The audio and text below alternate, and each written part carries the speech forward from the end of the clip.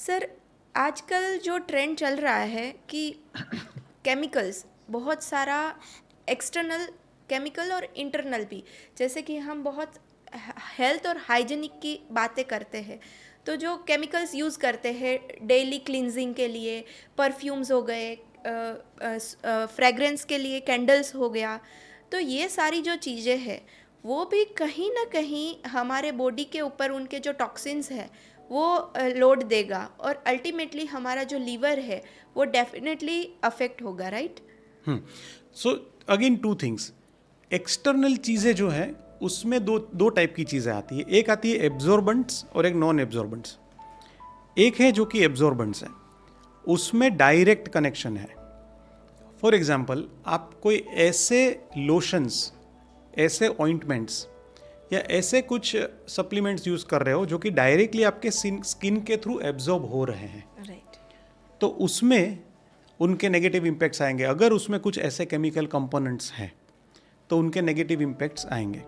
दूसरी चीज़ें इन्हेलेशन में आती है, जैसे आपने बताया कि ऐसे वेपर्स या तो ऐसे केमिकल्स वाले धुएं, उनका कंटिन्यूअस फॉर्म में ज़्यादा इन्हेलेशन होता है, देन उसके भी आपको नेगेटिव इम्प्लीकेशंस आ सकते हैं। बट उसमें एक प्रोसेस भी है। फॉर एग्जांपल, आप ऐसी जगह पे हैं कि जहाँ पे कंटिन्यूअसली आपको इस टाइप का टॉक्सिन वाला, इस टाइप का इंटॉक्सिकेटेड फ्यूम्स या इंटॉक्सिकेटेड धुआं आपको इन्हेलेशन में जाता है। मुझे एक एग्जांपल याद आता है, अभी तो ये शायद बैन हो गया है, but asbestos. So asbestos poisoning वो समथिंग कि जो पहले के टाइम पे वर्कर्स को बहुत होता था। उसका रीज़न ये था कि वो जिस जगह पे रहते थे उनकी छत वगैरह जो है वो एस्बेस्टोस से बनी हुई होती थी, और उनकी वजह से उनको एस्बेस्टोस पॉइजनिंग होता था, जो कि लंबा प्रोसेस है। It is not a day और अ 2 day process, but over a period of time उनकी वजह से उनके बॉडी फंक्शनिंग में डिटेरियोरेशन होता था, उनकी लंग्स, उनके हार्ट, उनके लीवर पे उनका असर होता था।